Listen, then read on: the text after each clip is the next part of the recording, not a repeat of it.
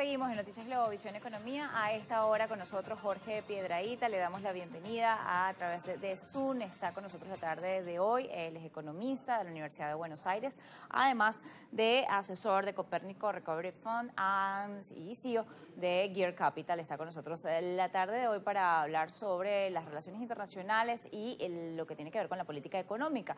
¿Cómo puede esto impactar las relaciones con Venezuela y Estados Unidos, básicamente, en este momento para el año 2025? Bienvenido a Globovisión. Un gusto estar en vuestro prestigioso programa. Muchas gracias por la invitación.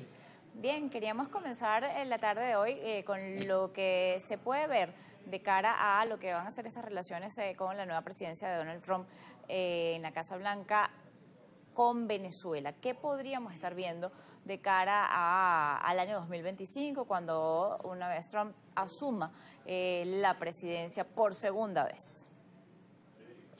Bueno, yo creo que la presidencia del señor Trump, en primer lugar, en lo que es relaciones exteriores, va a tener un foco muy fuerte en los grandes problemas del mundo.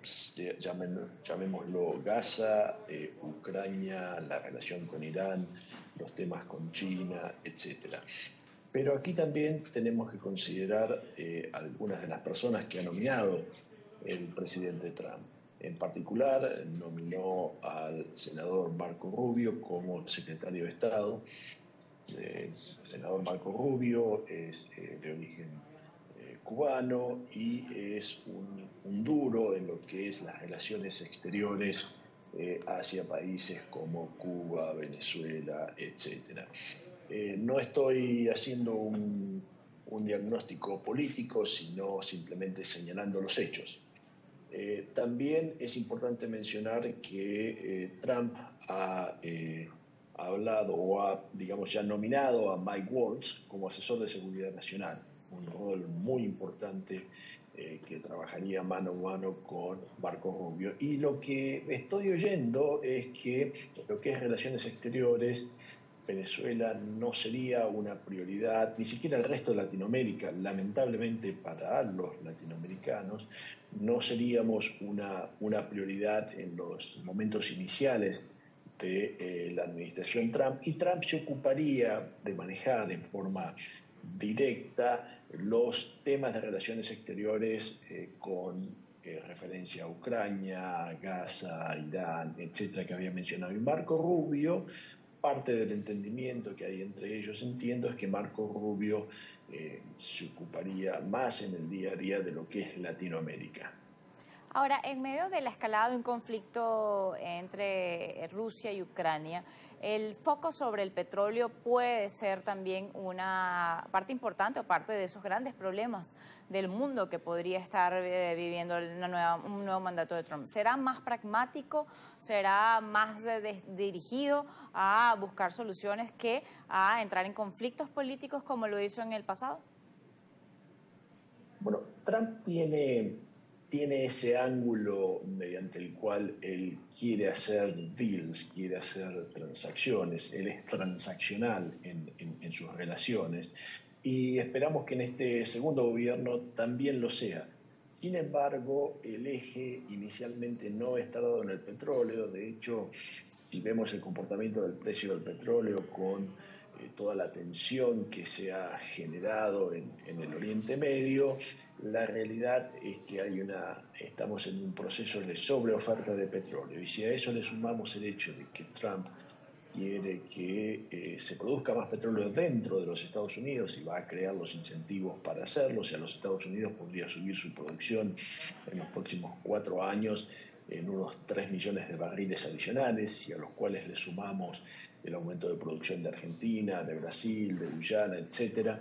Creo que el petróleo no va a faltar en el mundo y que el precio va a reflejar esa realidad económica, y como consecuencia nuestro pronóstico desde Gear Capital es que el petróleo posiblemente baje hacia un rango de 40 a 50 dólares en los próximos 12 a 18 meses. Ahora, en ese caso, si se lograra ese aumento en la producción, Trump va a tener allí también la negativa de los demócratas que no están dispuestos o no están de acuerdo con un aumento de producción a través del fracking por el daño que hace al ambiente. ¿Considera que eso puede ser un problema o una piedra de tranca para esas intenciones de Donald Trump y puede cifrar su foco en las economías productoras de petróleo? Es una buena pregunta, pero en realidad cuando vemos la composición del Senado americano y la Casa de Representantes, los republicanos van a tener mayoría absoluta en ambas. Por consiguiente, la posición de los demócratas, quienes acaban de perder por márgenes que no habían estimado, que no se los habían imaginado, van a pasar por un periodo mediante el cual van a tener que buscar un nuevo norte en lo político y no creo que estén en posiciones, por lo menos por los 2 años iniciales de la administración de Trump, de realizar una oposición hacia las políticas de Trump, simplemente porque Trump tiene una Corte Suprema que es conservadora, él maneja el Ejecutivo y las dos cámaras responderán luego que asuman los nuevos senadores y representantes, responderán a los republicanos, con lo cual va a tener prácticamente el monopolio de los tres poderes en los Estados Unidos. Sin embargo, sabemos que Trump no es que tenga todo el apoyo de los republicanos, no era el candidato favorito de ellos. Es cierto, hay algunos republicanos más moderados y eso puede tener un efecto mayor dentro de lo que es el Senado. Sin embargo, con un Senado en el cual posiblemente 54 miembros sean republicanos, la realidad es que esos republicanos con posibilidad de hacer alguna objeción a las políticas de Trump no serían más de 2 o 3, con lo cual no, digamos, creo que lamentablemente no va a haber muchos controles dentro de la administración Trump. Y digo lamentablemente porque, como todos sabemos, Trump no es una persona muy predecible, es sujeta a cambios muy dramáticos y, como hemos leído a través de las memorias de algunos de los miembros de su gabinete en la administración anterior, sujeto, digamos, a ideas que no son muy racionales, incluso algunas relacionadas con las relaciones exteriores. Con respecto a lo que son las licencias como tal, estamos viendo que se aprobaron unas licencias hasta el mes de abril, incluso la negociación de los bonos del PDVSA 2020 se limitaron las operaciones que se podían hacer, también la negociación con bonos venezolanos se autorizó hasta ese mes.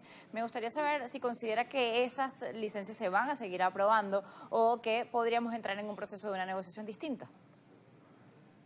Bueno, en cuanto a licencias y sanciones, lo que estamos esperando es que inicialmente puede haber una ronda de sanciones individuales, pero las licencias, sobre todo la de Chevron, no creo que se toquen inicialmente. Sí hay una discusión que se está generando en algunos círculos que consideraría algunas modificaciones iniciales, y eso tal vez lo esperaríamos luego de varios meses dentro del proceso entre las agencias interagency en los Estados Unidos. Entonces, no descartaría que hubiera cambios a esas licencias, y en particular la de Chevron, que es tan importante para Venezuela porque, como sabemos, permiten que se generen dólares que luego pueden ayudar con las importaciones y al pueblo de Venezuela. Ahora, en cuanto a lo que es la posición de Venezuela, casos como el de Argentina o la posición con Brasil y Colombia, básicamente, ese eje allí, ¿qué podría estar esperando Venezuela de la representación que hay en cada uno de estos países y de los efectos que tiene para la geopolítica? Bueno, en el caso de Brasil parecería, si uno lee cercanamente los últimos comentarios del presidente Lula, parecería querer desentenderse un poco del tema. Lo que sí queda claro es que tanto Lula como Petro en Colombia van a ser arduos opositores a cualquier tema de sanciones, sea por parte de Estados Unidos, la Comunidad Europea o cualquier otro país.